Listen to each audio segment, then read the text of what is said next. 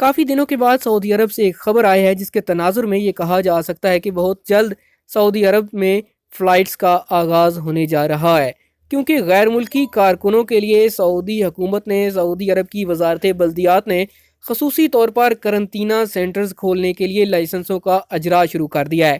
اس حوالے سے کیا اپڈیٹس ہیں آپ کے ساتھ اس نیوز بلیٹن کے اندر شیئر کرنے جا رہا ہوں۔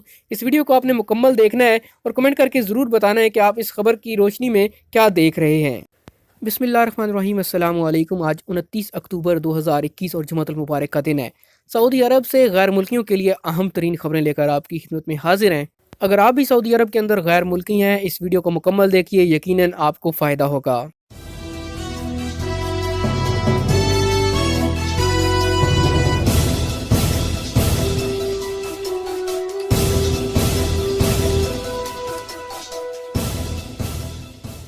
سعودی عرب آنے والے غیر ویکسین یافتہ کارکنوں کے لیے قرنطینہ سینٹرز کے ضوابط۔ وزارت بلدیات و دیہی امور اور ہاؤسنگ نے بیرون مملکت سے آنے والے غیر ویکسین یافتہ کارکنوں کے لیے قرنطینہ سینٹرز کے لائسنس جاری کرنے کا آغاز کر دیا ہے۔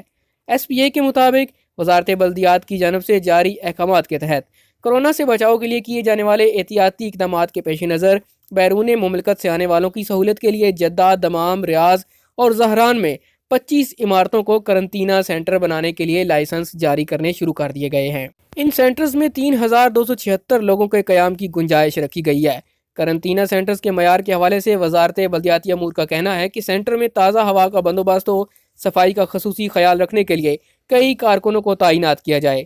عمارت کا سینٹرل کچن ہو جہاں مقررہ معیار کے مطابق خوراک تیار کی جائے۔ آنے والے مسافروں کو ڈائریکٹ ایئرپورٹ سے ان عمارتوں میں پہنچانے کے لیے خصوصی ٹرانسپورٹ کا بندوبست قرنطینہ سینٹر کرے گا۔ اس کے علاوہ منظور شدہ لیبارٹری سے بھی معاہدہ کیا جائے گا جو قرنطینہ میں ٹھہرنے والوں کا PCR ٹیسٹ کریں گے۔ سعودی عرب میں نکاح کا نظام متعارف کرا دیا گیا۔ سعودی عرب میں وزارت انصاف نے نکاح ناموں کے اجراء اور تصدیق کا نیا طریقہ کار جاری کیا ہے۔ وزارت کا کہنا ہے کہ نیا نظام نکاح کی کارروائی میں تیزی اور آسانی پیدا کرے گا۔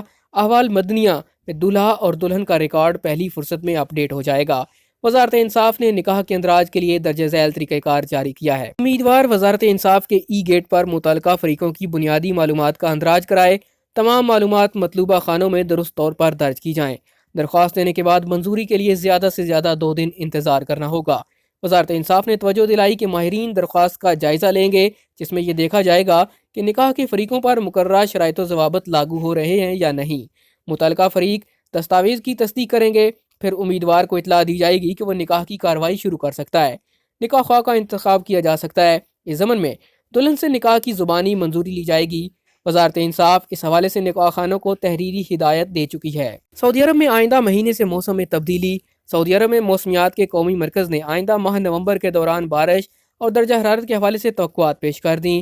قومی مرکز کا کہنا ہے کہ آئندہ مہینے سعودی عرب بھر میں بارش معمول کے مطابق ہوگی۔ نومبر کے مہینے کے دوران تمام علاقوں میں اتنی ہی بارش ہوگی جتنا گزشتہ سالوں کے دوران اس مہینے میں ہوتی رہی ہے۔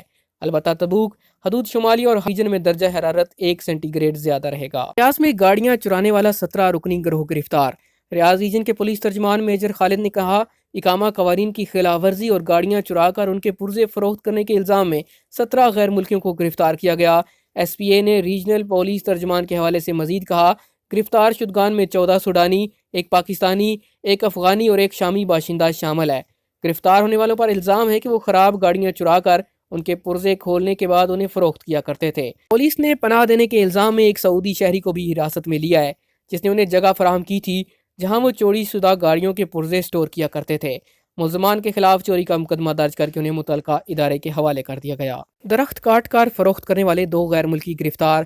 ماحولیاتی تحفظ کے خصوصی یونٹ نے جدہ میں 2 غیر ملکیوں کو درخت کاٹنے اور انہیں کوئلے میں تبدیل کر کے فروخت کرنے کے الزام میں گرفتار کر لیا۔ ملزموں کے قبضے سے درخت کاٹنے کے آلات اور 590 مکعب میٹر لکڑی اور کوئلہ بھی برآمد کیا گیا۔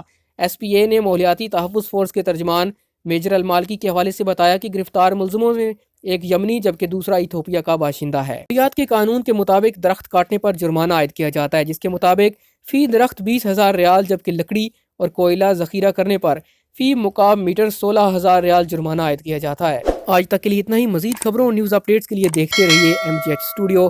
چینل پر نئے ہیں تو سبسکرائب کیجئے، گھنٹی کا بٹن دبائیے تاکہ نئی آنے والی ویڈیوز کی نوٹیفیکیشن آپ تک پہنچ سکیں۔